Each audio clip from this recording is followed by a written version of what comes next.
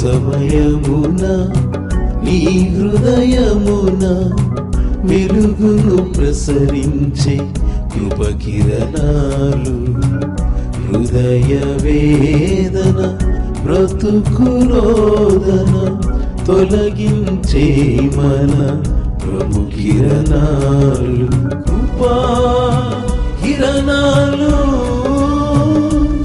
దైవ కృపా కిరణాలు, కృపా కిరణాలు, దైవ కృపా కిరణాలు. ప్రియులారా, ఇక్కడ ఉన్నటువంటి ఉపమానం ఏమిటి అని ఒకసారి మనం పరిగణించి చూసినప్పుడు, ఈ విత్తువానికి వచ్చినటువంటి ఉపమానాన్ని నేను మీకు జ్ఞాపకం చేయడానికి ముందుగా బైబిల్ గ్రంథంలో సుమారుగా 96 ఉపమానాలు ఉన్నాయి. అందులో పాత నిబంధనలో 26 ఉపమానాలు ఉన్నాయి, కొత్త నిబంధనలో 70 ఉపమానాలు ఉన్నాయి. ఈ 70 కూడా మనం ఎక్కడ చూడగలుగుతామంటే కొత్త నిబంధనలో 4 సువార్తల్లోనే చూడగలుగుతాం.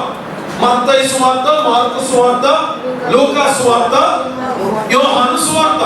ఈ 4 సువార్తల్లో యేసు ప్రభువారి యొక్క పరిచర్యలో ఆయన బోధిస్తున్న క్రమంలో ఆయన వాడినటువంటి ఉపమానాలు, ఆయన తెలియజేసినటువంటి ఉపమానాలు 70 వరకు మనం చూడగలుగుతాం. అసలు ఉపమానం అంటే ఏమిటండి అని ఒకవేళ మీకు ప్రశ్న ఉన్నట్లయితే, ప్రియమైన దేవుని ప్రజలారా, సహోదరి సహోదరులారా, హీబ్రూ భాషలో మసాల్ అనే మాట ఉపయోగించబడింది. సిస్టర్స్ కు బాగా గుర్తుంటుంది. మసాలా అనేటటువంటి ఈ మాటకు సిస్టర్స్ కు మంచి పరిచయం. మసాల్ అనే మాట వాడబడింది. అదే విధంగా గ్రీక్ లాంగ్వేజ్ లో, గ్రీకు భాషలో పారబోలే అనే మాట ఈ ఉపమానము అనే మాటకు వాడబడింది. స్తోత్రం చెల్లించండి అందరూ. ఫర్ ఎగ్జాంపుల్, దేవుడు తేజోమయ ఉన్నాడు అని అన్నామనుకోండి, అది మీకు అర్థం కాకపోతే సూర్యుని వలె గొప్ప తేజస్సుతో ఉన్నాడు అని అంటే అప్పుడు మీరు కొంతవరకు అర్థం చేసుకోగలుగుతారు.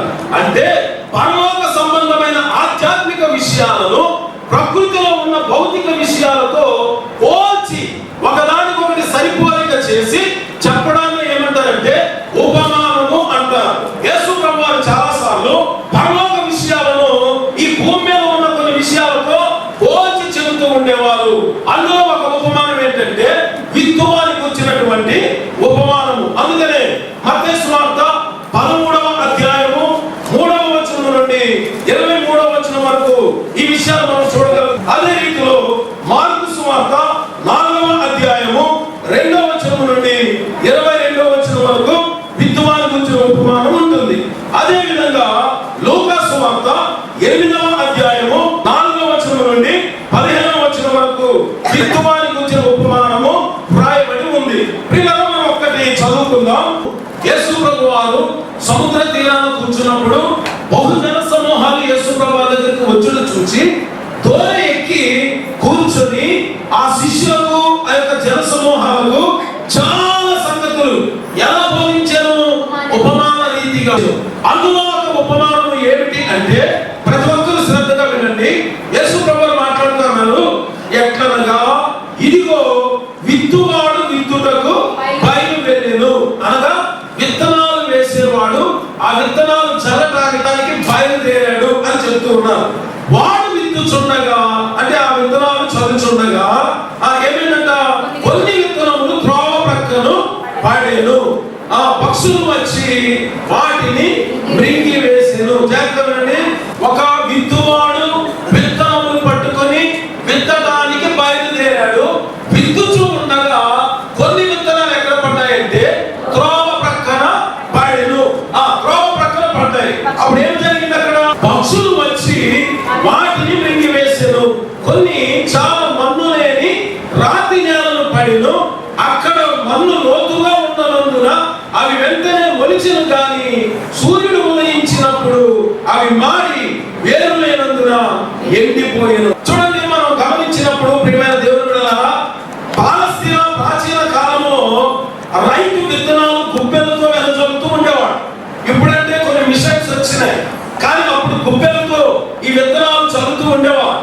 ఈ గుప్పెలతో చల్లుతూ ఉన్నప్పుడు ఏమి జరిగిందంటే ఆయన విత్తుచూ ఉండగా, విత్తనాలు చల్లుచూ ఉండగా కొన్నేమో త్రోవ ప్రక్కన పడ్డాయి. చెప్పండి, నెంబర్ 1 ఏంటి? త్రోవ ప్రక్కన పడ్డాయి. నెంబర్ 2 మరికొన్ని ఎక్కడ పడ్డాయి? మన్ను లేని రాతి నేల. అందరూ చెప్పండి, మన్ను లేని రాతి నేలలో మరికొన్ని పడ్డాయి. మూడవది ఇంకా మరికొన్ని ఎక్కడ పడ్డాయి? ముండ పొదల్లో పడ్డాయి. నాలుగవది మంచి నేల. మొత్తం ఎన్ని? దేవునికి స్తోత్రం చెల్లించండి. హల్లెలూయా. ప్రభువా, ఏంటి నాయన విత్తనాలు చల్లే వాడి గురించి మాకెందుకు? ఆ విత్తనాల గురించి ఎందుకు? అసలు ఇది దేనికి సంబంధము? ఇది మాకు ఈ విత్తనాలు చల్లే వ్యక్తికి ఏమైనా సంబంధం ఉన్నదా? ఆ విత్తనాలకు మాకు ఏమైనా సంబంధం ఉన్నదా? ఆ నేలకు మాకు ఏమైనా సంబంధం ఉన్నదా అని వీరిలో ఉన్నటువంటి కొన్ని ప్రశ్నలు ఉన్నాయి. ఎవరు అంటే శిష్యులు. అప్పుడు యేసు ప్రభువు దగ్గరికి మీరు వచ్చి, ప్రభువా, ఆ ఉపమానం యొక్క భావం ఏమిటో చెప్పు, దాని అర్థం ఏమిటో చెప్పు.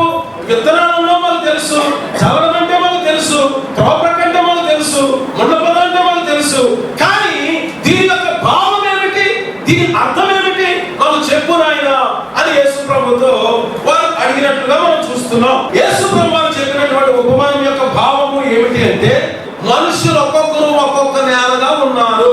కొంతమంది ప్రియులారా, దేవుని సన్నిధిలో కూర్చున్నటువంటి మీలో కూడా ఈ 4 రకాలైనటువంటి నేలల వలె ఉన్న హృదయాలు కలిగిన వారు ఉన్నారు. మీలో కొంతమంది హృదయాలేమో త్రోవ ప్రక్క అనేటటువంటి స్థలం వలె ఉన్నవి. మీ కొంతమంది హృదయాలేమో మన్ను లేని రాతి నేల వలె ఉన్నవి. మరికొంతమంది హృదయాలేమో ముండ్ల పొదలతో ఉన్నవి. మరికొన్ని హృదయాలేమో మంచి నేలగా ఉన్నవి. దేవునికి స్తోత్రం చెల్లించండి. ఈ 4 నేలల్లో ఒకవేళ దేవుని వాక్యం విత్తబడుతుంది, ఇద్దేది యేసుక్రీస్తు, విత్తనమేమో దేవుని వాక్యము, విత్తనమేమో దైవిక సత్యములు, విత్తనమేమో దైవిక మర్మములు. ఈ విత్తబడుతున్నటువంటి ఈ వాక్యము మీ యొక్క హృదయాల్లో విత్తబడుతుంది. ఈ రోజు మీరు ఒక్కసారి పరీక్షించుకోండి. మీరు త్రోవ ప్రక్క అనే స్థలము వలె ఉన్నారా? ముండ పొదలు అనేటటువంటి పరిస్థితి కలిగినటువంటి హృదయాలు మీకున్నవా? లేక మన్ను లేని రాతి నేల వలె మీ హృదయాలు ఉన్నాయా? ఒక విత్తనమేమో 100 ఫలించింది, మరొక విత్తనమేమో 60 ఫలించింది, మరొక విత్తనమేమో 30 ఫలించింది. ఇలా ఫలించేటటువంటి మంచి నేల వలె మీ హృదయం ఉన్నదా? ఒక్కసారి మీ హృదయాన్ని మీరు ఒకసారి పరీక్షించుకోమని పరిశుద్ధాత్మ దేవుడు తెలియజేస్తూ ఉన్నాడు. ప్రియులారా, దీని భావాన్ని ఒక్కసారి మనం ఆలోచన చేద్దాం. త్రోవ ప్రక్కన ఎవరు అంటే, ఇక్కడ ఈ యొక్క ఉదయకాల సమయంలో ఒకవేళ నువ్వు త్రోవ ప్రక్కన ఉన్నావో లేదో నువ్వు పరీక్షించుకునే క్రమంలో, అయ్యా నేను త్రోవ ప్రక్కన ఉన్నానో లేదో తెలియదు, నా నేల ఏంటో తెలియదు, నేను మంచి నేల లేక ముండ పొదలతో ఉన్నానా, లేక త్రోవ ప్రక్కన ఉన్న స్థలంలోనే ఉన్నానా, ఏ నేలతో నేను ఉన్నాను నాకైతే అర్థం కాలేదు ఏంటంటే, ఈ వాక్యం పూర్తయ్యేలోగా నీవు ఎటువంటి నేలలో నీకు తెలిసిపోతుంది. దేవునికి స్తోత్రం. వినడం మాత్రమే కాదు, విన్నటువంటి వాక్యాన్ని గ్రహించాలి. ఈ వాక్యాన్ని అర్థం చేసుకోవాలి. అర్థం చేసుకోవడానికి ప్రయత్నం చేయాలి. గ్రహించడమే లోతుగా వెళ్ళడం. దేవునికి స్తోత్రం కలుగును గాక. దేవుని పిల్లలు, ఈరోజు చాలా మంది వాక్యాలు వినడానికి అలవాటు అయిపోయారు. ఈరోజు చాలా మంది దేవుని సేవకులకు మార్కులు వేయడానికి అలవాటు అయిపోయారు. కానీ దేవుని యొక్క వాక్యాన్ని రిసీవ్ చేసుకునే వారు తక్కువగా ఉంటూ ఉన్నారు. ఒక్కసారి దేవుని వాక్యాన్ని మీ హృదయపు లోతుల్లోనికి వెళ్ళనివ్వండి. వాక్యాన్ని మీరు గ్రహించండి. వాక్యాన్ని మీరు అర్థం చేసుకోండి. వాక్యం గురించి ఒకరితో ఒకరు చర్చించండి. ఈనాడు రాసుకుంటున్నటువంటి అనేక మంది సహోదరులు ఇంటికి వెళ్ళి మరొకసారి వాక్యాన్ని ధ్యానించాలి. అదే రీతిలో ఇంట్లో వాక్యం గురించినటువంటి విషయాలు చర్చించాలి. అందులో ఉన్న లోతైన విషయాలు మాట్లాడుకోవాలి. కానీ కొంతమంది స్థితి ఎలా ఉందో తెలుసా? త్రోవ ప్రక్క ఉన్నటువంటి స్థలం వలె ఉన్నది. అంటే అర్థం ఏమిటి? వాక్యాన్ని వింటారు కానీ వాక్యాన్ని అర్థం చేసుకోరు, గ్రహించరు. అయ్యా, ఈరోజు దైవజనుడు ఏం చెప్పాడంటే చాలా బాగా చెప్పాడు అంటారు, కానీ ఏం చెప్పాడయ్యా అంటే ఏమి చెప్పాడో చెప్పలేదు. ప్రియులారా, వాక్యాన్ని వినడం మాత్రమే కాదు, గ్రహించాలి. అందరూ స్తోత్రం చెల్లించండి. హల్లెలూయా. దేవుని వాక్యాన్ని వింటారు కానీ గ్రహించరు. అలాంటి వారు ఎవరంటే త్రోవ ప్రక్కన ఉన్నటువంటి స్థలం వలె ఉన్నవారు. ఫలితం ఏమిటి? ఒకవేళ అయ్యా నేను వాక్యం విన్నానండి కానీ వాక్యం నాకు అర్థం కాలేదు, గ్రహించలేదు, అప్పుడు ఫలితం ఏమవుతుందో తెలుసా? ఏంటో రిజల్ట్ తెలుసా? ప్రియమైన దేవుని బిడ్డలారా, దుష్టుడు వచ్చి విత్తబడిన వాక్యాన్ని ఎత్తుకుని పోతాడు. అర్థమైందా? దుష్టుడు వచ్చి విత్తబడిన వాక్యాన్ని ఏం చేస్తాడంట? వచ్చి వాటిని మృంగివేయును. దుష్టుడు వచ్చి నీ లోపల విత్తబడిన వాక్యము తోవ ప్రక్కన ఉన్నటువంటి స్థితిలో ఉన్నది, లోపలికి వెళ్ళలేదు. ఆ విత్తనం లోపలికి వెళ్ళలేదు కనుక ఆ విత్తనం క్లియర్ గా కనబడుతుంది కనుక ఆ వేరుశనగ పలికి అనుకున్న విత్తనము అది కనబడితే కాకి ఊరుకుంటుందా? వెంటనే వెళ్ళి ఏం చేస్తుందంటే నోటితో ఎత్తుకొని పోతుంది. కొంతమంది యొక్క హృదయాలు అలాగనే ఉన్నాయి. వాక్యం లోపలికి వెళ్ళనివ్వడం లేదు, దేవుని వాక్యానికి స్థానం ఇవ్వడం లేదు. పై పైన వినడమే అలవాటు చేసుకుంటూ ఉన్నారు, దైవ సేవలు మాత్రమే అలవాటు చేసుకుంటూ ఉన్నారు. కానీ వాక్యాన్ని గ్రహించాలి. ఒక్కసారి వాక్యాన్ని విన్నావంటే ఆ వాక్యం ద్వారా నీ జీవితాన్ని ప్రభావితం చేయగలిగే ఆ వాక్యానికి నువ్వు సంధించబడాలి, ఆ వాక్యానికి నువ్వు లోబడాలి. దేవుడు ఏదైనా మాట్లాడాడంటే దానికి నువ్వు ఖచ్చితంగా లోబడాలి. అప్పుడే నువ్వు వాక్యాన్ని గ్రహించినట్టుగా. దేవునికి స్తోత్రం చెప్పండి. ఇలాంటి వారికి ఏం జరుగుతుందో తెలుసా? వినడానికి అలవాటు అయిపోయి వాక్యాన్ని కానీ గ్రహించకపోతే ఆత్మీయమైన గుడ్డితనం ఉంటుంది. ఆత్మీయంగా సత్యాన్ని మీరు అర్థం చేసుకోలేరు.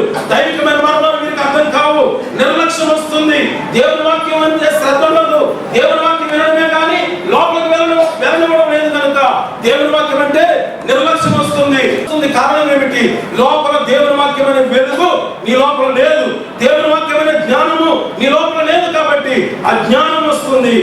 ఇవన్నీ కూడా త్రోవ ప్రక్కన విత్తబడినటువంటి ఆ విత్తనము యొక్క ఆ నేల యొక్క ఫలితములుగా ఉన్నాయి. దేవునికి స్తోత్రం కలుగును గాక. దేవుని బిడ్డలారా, విత్తనం పడుతుంది కానీ ఏమి చేయదంటే మొలకెత్తదు. మొలకెత్తడానికి ఛాన్స్ లేదు. దుష్టుడు ఎత్తుకొని పోయాడు. సిద్ధపాటు లేని హృదయాలతో కొంతమంది వాక్యాన్ని వింటారు, అర్థం చేసుకోరు. కొంతమంది ఎంతో హృదయపూర్వకంగా ప్రభువా ఈ రోజు నీ వాక్యంతో నాతో మాట్లాడు నాయన. ఎందుకనగా ప్రియ దేవుని బిడ్డలారా, దేవుని సజీవమైన వాక్యము, యేసుక్రీస్తు పలికిన వాక్యము, యెహోవా దేవుడు బయలుపరిచిన వాక్యము, పరిశుద్ధాత్మ ద్వారా బయలుపరచబడిన వాక్యము, ప్రవక్తల ద్వారా బయలుపరచబడిన ప్రవక్తల ప్రవచనాలు, అలాగే దేవదూతల ద్వారా బయలుపరచబడిన వాక్యాలు, అదే రీతిలో దర్శనముల ద్వారా బయలుపరచబడిన వాక్యాలు ఈనాడు ప్రపంచంలో కోటాను కోట్ల మందిని కదిలిస్తూ ఉన్నాయి. జీవితాన్ని ప్రభావితం చేస్తూ ఉన్నాయి. భయంకరమైన స్థితిలో ఉన్న వారిని మార్చగలుగుతూ ఉన్నాయి. కారణం ఏంటంటే దేవుని వాక్యానికి శక్తి ఉన్నది, జీవం ఉన్నది. చదువుకుని పరిణామాన్ని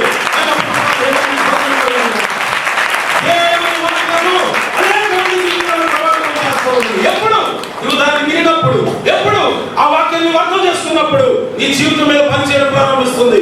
వినడమే కానీ కొంతమంది అర్థం చేసుకోరు. అప్పుడు ఆ వాక్యం వారి జీవితం ఫలించదు, పనిచేయదు. అయినా నువ్వు ఎన్నిసార్లు చర్చకొచ్చినా ఆ 38 సంవత్సరాల నుండి ఓనేరు దగ్గర ఉన్నటువంటి వ్యక్తి యొక్క స్థితి ఎలా రాజా తదా ప్రజ ఎలా ఉన్నదో అదే రీతిలో ఉన్న వారు కొంతమంది ఉంటారు. ప్రియులారా, దేవుని యొక్క వాక్యం మీ యొక్క హృదయాల్లో ఫలించడం కొరకు అర్థం చేసుకోవాలి. సిద్ధపడిన హృదయంతో దేవుని మందిరానికి రావాలని పరిశుద్ధాత్మ దేవుడు తెలియజేస్తున్నాడు. దేవునికి స్తోత్రం. ఒకవేళ మీరు గ్రహిస్తే త్రోవ ప్రక్క ఉన్నటువంటి నేల మీరు కానే కాదు. దేవునికి స్తోత్రం కలుగును గాక. ఒకవేళ ఇంతవరకు నేను చెప్పిన మీరు గ్రహించకపోతే ఒకసారి ఆలోచించుకోండి. దేవునికి స్తోత్రం. రెండవ నేల ఏ నేల అంటే రాతి నేల. వాక్యము విని వెంటనే సంతోషంతో అంగీకరించువాడు. వాక్యాన్ని వింటారు, బాగుంది. మొట్టమొదటి త్రోపత్రంలో వాక్యాన్ని విన్నాడు కానీ గ్రహించారు, అర్థమవలేదు వాడు.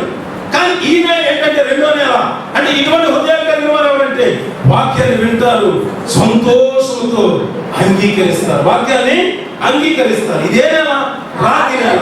వేరు లేనందున అతను కొంతకాలం నిలుచును కానీ కారణం ఏంటి? వేరెందుకులే చెప్పండి. అసలు బయటికి చూడండి, రాతి నెల అంటే అర్థం ఏంటంటే పూర్తిగా బయటికి కలబడే రాయి ఉంటుందని అర్థం కానే కాదు. అర్థమైందా? రాయి పూర్తిగా మీదకే ఒక చూస్తూ ఎవరైనా రాయి మీద విత్తనాలు వేస్తారా? వేరు. రాయి పైన ఉండడం కాదు, మన్ను కొద్దిగానే ఉంటుంది. అర్థమవుతుందా? జస్ట్ మన్ను పైన ఉంటుంది.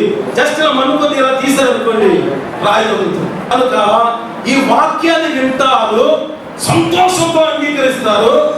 భలే ఉన్నది, నిజంగా నా జీవితాన్ని మార్చుకోవాలి, ఎలాగే నడవాలి. కొన్నిసార్లు జీవ ప్రసంగాలు విన్నప్పుడు మీకు కూడా ఏమనిపిస్తుంది అంటే ఈసారి నుండి రేపటి నుండి నా స్థితి అంతా మారిపోతుంది అనిపిస్తుంది.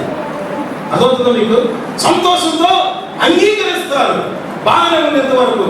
కానీ ఏం జరుగుతుందంటే ప్రియమైన దేవుని బిడ్డలారా, వేరు లేనందున ఒక విత్తనము లోపలికి వెళ్ళాలి, మొలకెత్తాలి, అది నెమ్మదిగా వేలు లోపలికి వెళ్ళాలి, దాని యొక్క మొలక బయటకు రావాలి. ఈ వేలు లోపలికి వెళ్తూ ఉంటాయి, ఆ యొక్క మొక్క వలె బయటకు అది వస్తూ ఉంటుంది.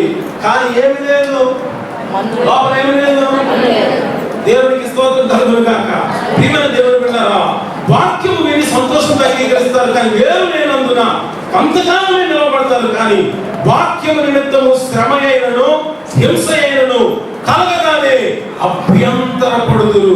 వాక్యము నిమిత్తము, యేసు నిమిత్తము, దేవుని నిమిత్తము ఏదైనా శ్రమ వచ్చింది అనుకోండి, కొంతమందికి ఏమో అమ్మా నీ వ్యాధులు తొలగిపోతాయి, అబ్బా నాకు యేసుక్రీస్తే కావాలండి, చాలా సంతోషం అండి. నీ బాధలన్నీ తొలగిపోతాయి, నాకు యేసుక్రీస్తే కావాలండి. నీ లోన్లన్నీ తొలగిపోతాయి, తీర్చబడతాయి, నాకు ప్రభువే కావాలండి. ఒకవేళ ఈ క్రమంలో అన్ని మంచి మంచి లాభకరమైన విషయాలు జరుగుతూ ఉన్నాయి, చక్కగా వ్యాధులు పోతా ఉన్నాయి, లోన్లు కూడా తీర్చబడుతూ ఉన్నాయి, ధనం కూడా బాగానే వస్తుంది అనుకోని రీతిలో మధ్యలో ఏదో కష్టం వచ్చి పడింది. అప్పుడు మీరు ఏం చేస్తారంట? మన్ను లేని రాతి నేల కనుక, ప్రియమైన దేవుని పిల్లల లోపలికి వేరు వెళ్ళలేదు కనుక కొద్దిగా శోధన కలిగింది, కొద్దిగా కష్టం కలిగింది. కష్టం ఎప్పుడైతే వచ్చిందో మీరేం చేస్తారంటే తెలుసా? వెంటనే ఏం చేస్తారంటే మీరు అభ్యంతర పడిపోతారు. అయ్యో యేసుక్రీస్తు నమ్ముకుంటే నా జీవితాంతం ఇక బాధలే ఉండమనుకున్నానే, ఇక సమస్యలే ఉండమనుకున్నానే, ఎప్పుడు లాభమే తప్ప నష్టమే ఉండదు అనుకున్నానే, ఎప్పుడు కూడా ఇంట్లో చిన్న తగు కూడా జరగదు అనుకున్నానే. కానీ ఎందుకు మా ఇంట్లో ఇటువంటి సమస్య ఉన్నది? ఎందుకు ఇంకా ఆర్థికంగా ఎలా వెనుకబడి ఉన్నాం? ఎందుకు ఈ విధంగా కొంతమంది మమ్మల్ని వ్యతిరేకిస్తూ ఉన్నారు అని అనుకుని దేవుని విషయంలో ఏం చేస్తారంట? అభ్యంతర పడతారంట. ప్రియులారా, ఒక్కటి మీరు గమనించండి, యేసుక్రీస్తుకి ఎన్నడూ చెప్పలేదు నన్ను వెంబడించిన వాడికి ఎప్పుడు కష్టాలు రావని చెప్పలేదు, ఎప్పుడు శ్రమలు రావని చెప్పలేదు. యేసుని వెంబడించిన కారణాన్ని బట్టే కొంతమంది శ్రమపరచబడతారు, కొంతమంది అవమానాలు పాలవుతారు. అందుకనే బైబిల్లో యేసు ప్రభువు మాట్లాడిన మరొక మాట ఏంటంటే, నా నామము నిమిత్తము నా విషయములో జనులు మిమ్మలను నిందించి హింసించి మీ మీద అబద్ధముగా చెడ్డ మాటలను పలుకున్నప్పుడు ఇదంతా జరుగుతాయని ప్రభువుకు తెలుసు. కారణం ఏంటంటే లోకం అనేది అబద్ధాలకు జనకుడైనటువంటి దుష్టుని చేత అబద్ధాల ఏలుబడిలో ఈ ప్రపంచంలో నడుస్తూ ఉన్నది. ఈ ప్రపంచంలో అనేక మంది దుష్ట బంధుకుల చేత నడిపించబడుతూ ఉన్నారు. సత్యాన్ని ప్రకటన చేసినప్పుడు, దేవుని వాక్యాన్ని చెప్పినప్పుడు అసత్యానికి సత్యానికి వైరుధ్యం ఏర్పడుతుంది. ఆ వైరుధ్యం ఏర్పడే క్రమంలో ఈ సత్యంలో నడిచే ప్రజలను, ఈ వెలుగులో నడిచే ప్రజలను, దేవునిలో జీవించే ప్రజలను ఈ లోకం ద్వేషిస్తుంది. అకారణమైన ద్వేషం కలిగి ఉంటుంది ఈ లోకం. అది యేసు ప్రభువుకు ముందే తెలుసు కనుక ముందే ఆ వాక్యాన్ని చెప్పారు. నా నామము నిమిత్తము మీరు సకల జనముల చేత ద్వేషించబడతారు, మిమ్మల్ని అవమానాలు పాలు చేస్తారు, మిమ్మల్ని రకరకాలుగా నిందిస్తారు, మిమ్మల్ని హింసిస్తారు, మీ మీద అబద్ధముగా చెడ్డ మాటలలో పలుకుతారు. ఇవన్నీ జరిగినప్పుడు మీరు ఏం చేయాలంటే సంతోషించండి. Rejoice in the Lord. దేవుని యందు మీరు ఏం చేయాలంటే ఆనందించాలి. సభలో మరోసారి ప్రణామాలండి. దేవుని నిమిత్తము, యేసు ప్రభువు నిమిత్తము ఒకవేళ సహోదరి సహోదరుడా నువ్వు కష్టాలు అనుభవిస్తున్నావా? నువ్వు ప్రభువు నమ్ముకున్న కారణం చేత నీ కులంలో నువ్వు ద్వేషించబడుతున్నావా? నీ ప్రభువు నమ్ముకున్న కారణం చేత నీ తల్లిదండ్రులు, నీ భర్త లేక నీ భార్య నిన్ను హింసలకు గురి చేస్తున్నారా? ఆయనను ప్రభువు అయినటువంటి యేసు నిమిత్తము ఆ నిందలను భరించు, ఆ శ్రమలను సహించు, నువ్వు ఓపికతో ఫలించు. దేవుడు నిన్ను తప్పకుండా దీవిస్తానని వాగ్దానం చేస్తున్నాడు. చెప్పండి మరోసారి. దేవుని స్తోత్రం కలుగును గాక. ప్రియమైన దేవుని ప్రజలారా, వాక్యం వింటారు, సంతోషంతో అంగీకరిస్తారు, కానీ వేరు లేనందున కొంతకాలం నిలవబడతారు. మరి కొంతకాలం తర్వాత ఏమైపోతారంటే అభ్యంతర పడిపోతారు, కనపడరు. అయ్యా నువ్వు రోజు మందిరానికి వచ్చేవాడు ఏమయ్యావంటే మాకెన్నో కష్టాలండి, మాకెన్నో శ్రమలండి, మాకెన్నో బాధలండి. ప్రభు మందిరానికి వచ్చిన ఆ బాధలు తీరలేదండి అంట. ప్రియమైన దేవుని బిడ్డలారా, దయచేసి గమనించండి, కష్టాలు వస్తాయి. క్రీస్తు యేసునందు సద్భక్తితో జీవించాలని ఉద్దేశించేవారు, సద్భక్తి అనగా మంచి భక్తితో ఎవరైతే జీవించాలనుకుంటున్నారో వారికి అనేకమైన కష్టాలు వస్తాయి, నిందలు వస్తాయి. అయితే ఒకటి మీరు భయపడాల్సిన పని లేదు. ఆ యొక్క యేసు ప్రభువు ఉన్న ధోని మీద కూడా అలలు కొట్టాయి, గాలి వీచింది, ఆయన ప్రభు లోపల ఉన్నాడు. ప్రియమైన దేవుని బిడ్డలారా, దయచేసి గమనించండి. కాబట్టి నీ జీవితంలో ఒకవేళ కష్టాలు సుడిగుండంలో నువ్వు చిక్కుకున్నావా, ఇబ్బందికరమైన పరిస్థితుల్లో నువ్వు ప్రయాణం చేస్తున్నావా, నీవు అనేకమైన సమస్యల చేత ఆ సమస్యల వలయంలో నువ్వు చిక్కుకున్నావా, అయితే నువ్వు భయపడాల్సిన పని లేదు. ఒకవేళ నువ్వు సాతాను యొక్క వశమైపోయి పాపం చేస్తూ సమస్యలు తెచ్చుకుంటే అది దాని గురించి నేను మాట్లాడడం లేదు. కానీ నువ్వు దేవుని కొరకు నీతిగా నిలబడి, దేవుని కొరకు భక్తిగా నిలబడి, నువ్వు ప్రార్థన చేస్తూ వాక్యాన్ని ధ్యానిస్తూ ఇతరులను ద్వేషించకుండా నీ దేవునిలో జీవిస్తూ కూడా నువ్వు కొన్ని కష్టాలు ఎదుర్కొంటే నీకు ఒక శుభవార్త. సువర్ణము ఆ బంగారం అనేది అగ్నిలో పటమైపోయిన తర్వాత మరింత మేలుగా, మరింత మెరుగుపరిచినట్లుగా నీ జీవితాన్ని ప్రభు అటువంటి మెరుపు కలిగిన స్థితిలోనే నడిపించబోతా ఉన్నాడు. దేవునికి మహిమ కలుగును గాక. హల్లెలూయా. శిల్పానికి అందం కావాలంటే, అందము సౌందర్యం కావాలంటే ఉలి దెబ్బ అవసరం. శిల్పము అది ఒక షేప్ లేకుండా ఉన్నది. ఒక రాయి దానికి ఒక షేప్ లేదు, కానీ ఒక శిల్పకారుడు ఉన్నాడు. ఈ రాయిని ఒక అందమైన ఆకారంలో చెక్కాలనుకుంటూ ఉన్నాడు. ఈ రాయిని ఒక చక్కని రూపంలోకి మలచాలనుకుంటున్నాడు. ఆ రాయికి ఖచ్చితంగా ఉలి దెబ్బలు తగులుతాయి, శుద్ధితో కొడతారు, ఉలితో కొడతారు, చెక్కుతూనే ఉంటారు. కారణం ఏంటంటే ప్రభు అనుకున్న శాపానికి నడిపించడమే ఆ యొక్క ధ్యానమైనది. దేవునికి స్తోత్రం కలుగును. చెక్కబడుతున్నాడేమో, నిన్ను కూడా తయారు చేయాలని ప్రవేశపడుతున్నాడేమో, నీవు కూడా ఆ శిల్పంలోనే ఒక పద్ధతిలో ఒక చక్కని రూపంలోనికి నిన్ను తీసుకురావాలని ఇష్టపడుతున్నాడేమో. ఇదిగో నువ్వు ఆత్మఫలం ఫలించాలని దేవుడు కోరుతా ఉన్నాడు. ప్రేమ, సంతోషము, సమాధానము, దీర్ఘశాంతము, దయాళత్వము, ఆశానిగ్రహము, విశ్వాసం, సాత్వికము, మంచితనము, ఈ యొక్క ఆత్మఫలము ఫలించాలని ప్రభు కోరుతా ఉన్నాడు. అనేక మంది నిందలు వస్తున్నాయా, హింసలు వస్తున్నాయా, ఇబ్బందులు వస్తున్నాయా, అయినా ప్రభు కొరకు నీ కొరకు ప్రభు కన్నీరు కార్చలేదా? నీ కొరకు ప్రభు రక్తాన్ని కార్చలేదా? నీ కొరకు ప్రభు ఎండవేయడంలో ఆ పట్ట పగలు మిట్ట మధ్యాహ్నము ఆ కొండ మీదకి నడుచుకుంటూ వెళ్ళలేదా? నీ కొరకు ప్రభు మండ కిరీటం పెట్టుకోలేదా? నీ కొరకు ప్రభు రక్తాన్ని దాపలేదా? అటువంటి ప్రభు కొరకు నువ్వు జీవిస్తే నువ్వు గొప్ప భాగ్యాన్ని పొందుకుంటావు. దేవునికి స్తోత్రం కలుగును. శ్రమల ద్వారా దేవుడు కొన్ని పాఠాలు నేర్పిస్తాడు. వాటిని మనం ఏ విధంగా కూడా నేర్చుకోలేము. కొన్నిసార్లు మీ జీవితాలు కష్టాలు చుట్టుముడుతూ ఉంటాయి. నా జీవితంలో కూడా అనేకమైన సమస్యలు అతలకుతలం చేసే గత కాలంలో ఈ రోజు నేను ఇంత ధైర్యంగా నిలబడి మాట్లాడగల కారణం ఏంటంటే ప్రతి సమస్యలో నేను నిలబడడానికి ప్రభు నాకు శక్తిని ఇచ్చాడు. 1991 సంవత్సరం మొదలుకొని 99 డిసెంబర్ 31వ తారీఖు వరకు నా జీవితంలో భయంకరమైన శ్రమలు, 9 సంవత్సరాలు భయంకరమైన శ్రమలకు నేను లోనయ్యాను. కానీ దేవుడు ప్రతి సంవత్సరాన్ని విడిపించగలిగే దేవుడు. దేవుడికి స్తోత్రం చెప్పండి. సుఖభోగాలు, ఈ సుఖభోగాలు లోకంలో ఎప్పుడు సుఖాన్ని కోరుకుంటూ ఉంటారు, లోకంలో ఎప్పుడు ఈ భోగాన్ని కోరుకుంటూ ఉంటారు. ప్రియమైన దేవుని పిల్లరా, ఒక జంతువు ఏ విషయాల్లో అయితే ఆసక్తి చూపిస్తుందో అదే విషయాల్లో ఆసక్తి చూపించేవారు కొంతమంది ఉన్నారు. జంతువు ఆసక్తి పడే విషయాలు, లైంగిక విషయాలు ఆసక్తి చూపిస్తుంది, ఆకలి విషయంలో ఆసక్తి చూపిస్తుంది, నిజ విషయంలో ఆసక్తి చూపిస్తుంది. నీవు అదే రీతిలో ఉంటున్నావా? జాగ్రత్త. పరిశుద్ధాత్మ దేవుడు తెలియజేస్తూ ఉన్నాడు. ప్రియమైన దేవుని పిల్లరా, వీటి విషయంలో మాత్రమే ఆసక్తి ఉంది. దేవుని విషయాలు నీకు ఆసక్తి లేకుండా ఉంటే జాగ్రత్త అని పరిశుద్ధాత్మ దేవుడు ఈ ఉదయకాల సమయంలో హెచ్చరిస్తూ ఉన్నాడు. అందుకని మనం ఏం చేయాలో తెలుసా?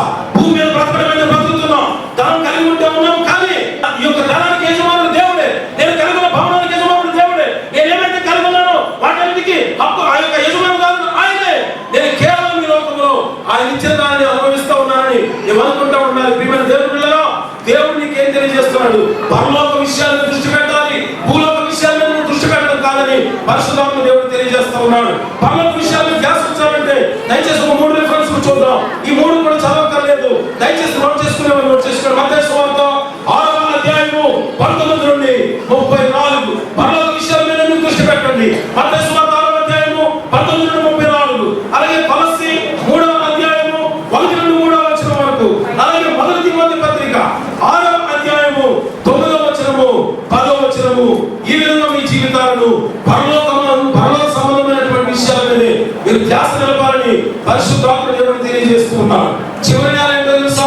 చివరి నెల ప్రియమైన దేవుని నెల 3వ ఏంటో తెలుసా? ముండ్ల పొద. ఈ ముండ్ల పొద అంటే వీరు వాక్యం వింటారు, కానీ ఐహిక విచారములు, ధనమోసము ఆ వాక్యాన్ని ఆనచివేయరు. ముండ్ల పొదలో ఒక విత్తనం పడింది అనుకోండి, ఆ పడినటువంటి విత్తనము ఏమవుతుంది చెప్పండి? మొలకెత్తుతుంది, నెమ్మదిగా పెరుగుతుంది, కానీ మీద ఏమున్నాయి? ముండ్ల పొదలు. అదే రీతిలో ముండ్ల పొద వంటి నేలలు కలిగిన వారు, అటువంటి హృదయాలు కలిగిన వారి స్థితి ఎలా ఉంటుందంటే, వాక్యం ఎత్తబడింది, వాక్యం అర్థమైంది, ఆ వాక్యం ఆ యొక్క విత్తనం ఏమైంది? మొక్కమని ఎదిగింది, కానీ వీళ్ళకి ఎంతసేపు లోక సంబంధమైన చీకు, చింత, విచారము, నిరాశ, నిస్పృహ, భయము, సందేహము, అనగా అవిశ్వాసము, ఇవన్నీ కూడా ఐహిక విచారాలు. ఏమి తిందామా, ఏమి త్రాగుదామా, ఏమి ధరించుకుందామా, ఎలా బ్రతకాలా, ఎలా నడవాలి, ఏమిటి అని ఎప్పుడు ఇదే ఆలోచన. ఇవన్నీ ఏం చేస్తాయి తెలుసా? మొన్న తుప్పుల వలె వాక్యం యొక్క మొక్క ఎదగకుండా, ఫలించకుండా ఆపు చేస్తాయి ముండ్ల పొదలు. అటువంటి నేల కలిగిన వారు కొంతమంది ఉన్నారు. ఇక్కడ ప్రియమైన దేవుని పిల్లరా, ఒకవేళ నువ్వు ఎప్పుడు ఐక్య విచారంతో ఉన్నావా? ఎప్పుడు తిండి గురించి ఆలోచిస్తున్నావా? ఎప్పుడు కట్టుకునే వస్త్రాల గురించి ఆలోచిస్తున్నావా? ఎప్పుడు ఎలా బ్రతుకుతామని ఆలోచిస్తున్నావా? ఎప్పుడు ధనాన్ని ఎలా సంపాదించాలని ఆలోచిస్తున్నావా? దేవుని రాజ్యాన్ని వెళ్తాం లేదా?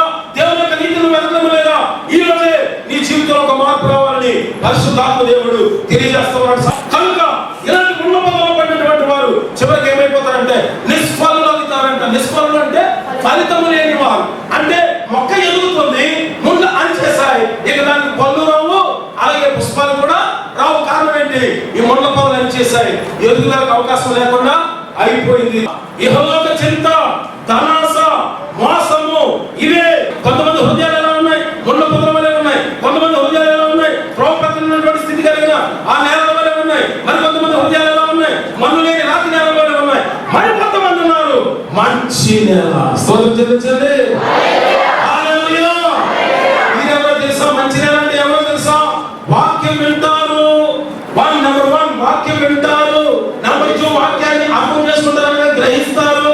నెంబర్ 3 వాక్యం వినడమే కాదు, గ్రహించడమే కాదు, దాన్ని అవలంబిస్తారు. వాక్యం ఏం చెబితే అదే చేస్తారు. వాక్యానికి అనుగుణంగా ఫ్లెక్సిబుల్ గా ఉంటారు. వాక్యం ఏం చెబితే అదే చేస్తారు. వాక్యానికి వ్యతిరేకంగా చేయరు. పూర్తి వ్యతిరేకమైన దిశలో ఉన్న వ్యక్తి కూడా వాక్యానికి లోబడగలిగితే, మంచి నేల కలిగి ఉంటే పూర్తిగా తన డైరెక్షన్ మార్చుకోగలుగుతాడు. వాక్యము ప్రియమైన దేవుని వాక్యం ఫలిస్తుంది. అంటే ఎవరో తెలుసా? యోగ్యమైన మంచి మనస్సుతో వాక్యం విని దాన్ని అవలంబించి ఓపికతో ఫలించువారు. మత్తయి 4:20, మత్తయి 13:23.